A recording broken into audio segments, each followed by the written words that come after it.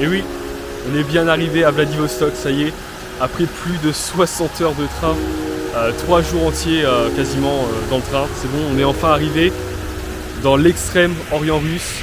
On est à la frontière avec la Corée du Nord. On est non loin de la Chine à l'ouest, à côté du Japon à l'est. Donc on est vraiment en Asie. Vladivostok, c'est vraiment la grande dernière ville russe avant de passer dans les territoires asiatiques. C'est une ville qui compte à peu près environ 500 000, 400 000 habitants. Donc c'est pas la plus grande ville de l'extrême-orient russe, c'est Khabarovsk, la capitale. Mais c'est déjà une très grande ville avec un port, beaucoup axé sur les produits de la mer, les armements militaires au niveau naval. Donc on va rester 2 jours ici avant de repartir en avion à Moscou. Et en tout cas, ce qui est sûr, c'est que déjà il fait meilleur, il fait beaucoup plus chaud. Il doit faire peut-être 15 degrés, donc ça fait du bien de pouvoir être plus détendu et pas avoir 3 couches de vêtements sur soi. Et on commence à sentir le décalage horaire aussi qui fait mal. Là on est maintenant avec plus 8 heures par rapport à l'heure de Paris et plus 7 avec l'heure de Moscou. Donc là, à l'heure où je vous parle, en France il est quoi? Il est 1h du matin. Franchement on se sent bien parce qu'en fait ça a été progressif au fur et à mesure. Mais ça reste quand même plus 7 heures, donc on sent que les cernes commencent à prendre cher. Et donc là on va se diriger vers l'auberge de jeunesse qui se situe juste à côté. Et ce soir on va probablement retrouver le couple qui était avec nous dans le train, avec qui on a discuté, on a super bien parlé ensemble, il y a eu un bon feeling. Donc on va sûrement se retrouver ce soir pour se promener et manger au restaurant.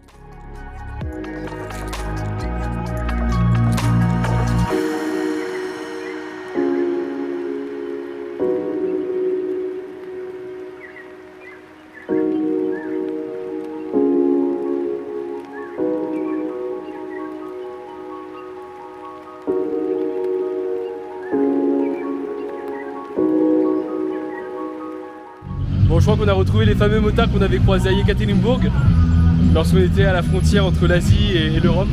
Ils sont de retour, je pense.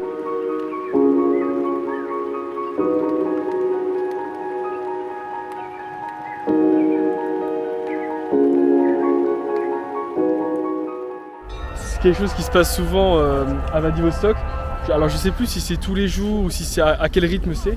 En fait là-bas, je sais pas si on verra, mais il y a des militaires. Et en fait chaque jour ils font tirer cette artillerie. Et là vraiment il y a eu une déflagration. On était pourtant de l'autre côté de la rue. On a sursauté, on a reculé d'un bond parce que c'était hyper fort. Et toutes les voitures ont commencé à sonner avec cette déflagration en fait. Et c'était vachement impressionnant. Et là on voit quelques militaires un peu au loin en train de marcher. À côté du port naval. Il y a eu la musique, l'hymne national qui a été lancé.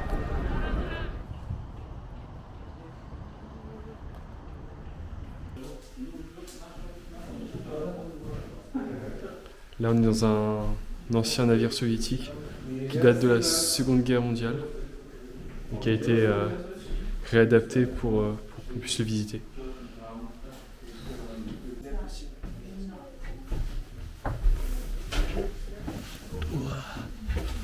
Alors là on est vraiment au sein même du navire, du sous-marin. Allô, s'il vous plaît, faites-moi un peu le ménage à la surface. Victor reprend ses réflexes de marin, hein. Je peux le dire tout de suite. On peut le dire. Comme ça, c'est ce qu'on appelle un périscope. Oui, c'est cela. Faut regarder par ici.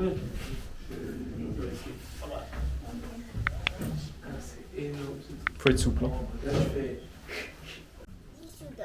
On pensait avoir du mal à dormir dans le train, mais j'imagine pas quand il dormait sur ses lits, si on peut appeler ça un lit. Déjà, fallait pas être grand. Et en plus de ça, là, cette fois-ci, t'as pas de mousse, hein, t'as rien. T'as juste un peu de laine. Et c'est tout.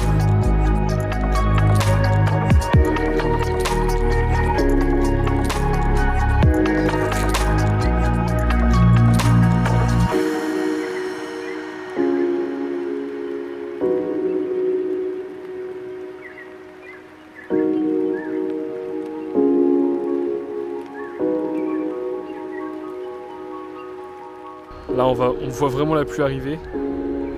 Au fond là-bas c'est complètement noir entre les deux montagnes. Et on a vu 2 tonnerres il y a un instant. Oh, ça y est, je l'ai filmé.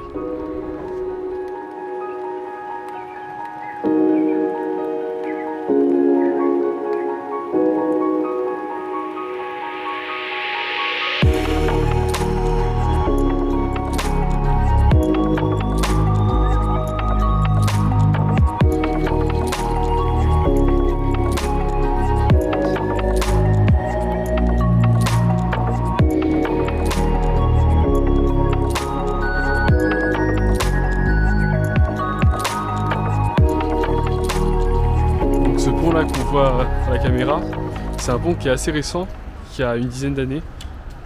Et il s'appelle le pont d'Or. C'est le 2e pont de Vladivostok. Il y en a un ancien qui se trouve un peu plus loin. Et celui-là c'est le plus récent et il fait la jonction en fait entre cette partie qui est ici et la partie qui est là. Et il est quand même vachement impressionnant et beaucoup font le lien avec San Francisco. Et beaucoup du coup appellent Vladivostok le San Francisco du Far East. Voilà.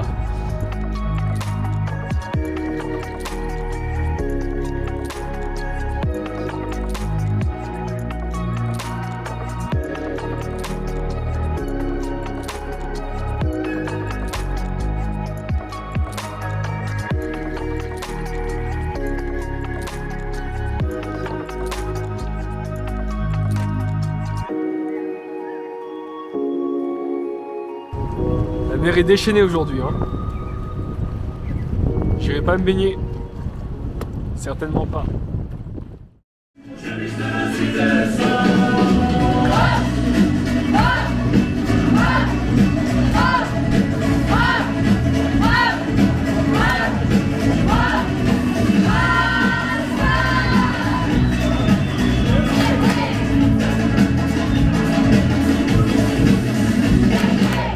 Donc là ce sont des tcheboulchek.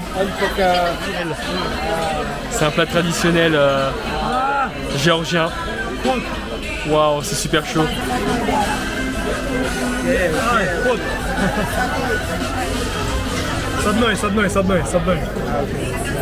Et c'est super bon, c'est à base de. En général c'est à base d'agneau. On a pris du vin. On a pris du vin de grenade aussi avec.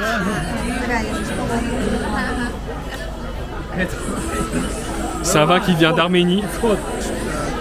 Allez hop, ça déguste, c'est parti. Bah alors Victor, on a du mal. Ah bah c'est vrai qu'il est ouvert. Il s'est ouvert, il s'est directement ouvert. Ah, j'ai plutôt envie de prendre des... Vas-y, je vais le faire une fois pour la faire plaisir. Allez. C'est la tradition Victor. Allez. Kousma.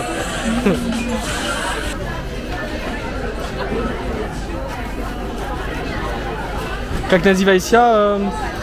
Tamina, Tamina. Ça s'appelle Tamina. Et à l'intérieur en fait il y a du persil, il y a de l'oignon vert. Voilà, il y a de la viande. Waouh. Voilà. De l'oignon vert là. Impeccable. Tout ce que j'aime. Super. Bon appétit. Spasiba.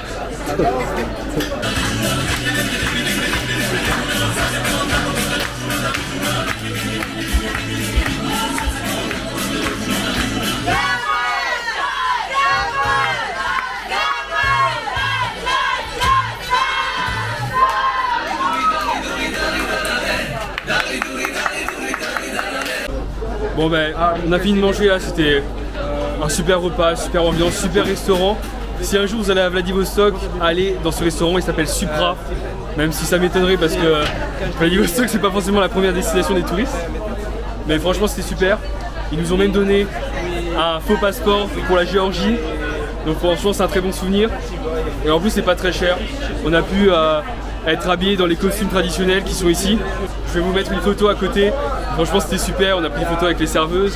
Il y avait une super atmosphère parce que à chaque fois il y avait des danses, ça chantait. Quand il y avait un anniversaire, voilà, il y avait une petite musique qui était là.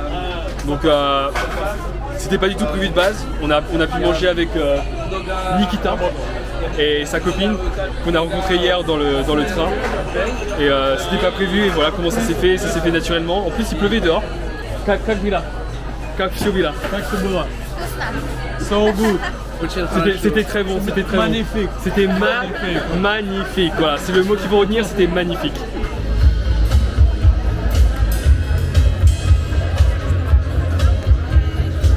Là on est sorti. Il y a un petit concert de rue qui se passe en ce moment avec des vrais professionnels. Donc, là il fait très bon, en plus il pleut pas, il fait pas froid. Donc on va écouter ça.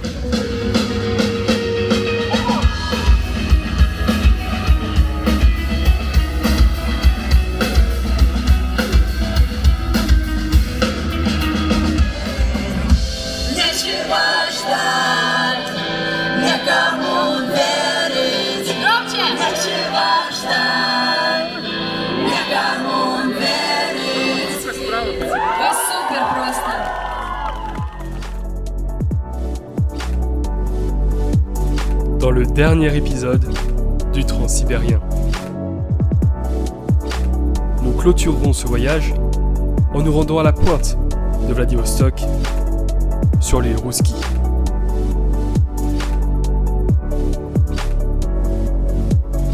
L'occasion d'admirer un dernier coucher de soleil avant de retourner en terre moscovite.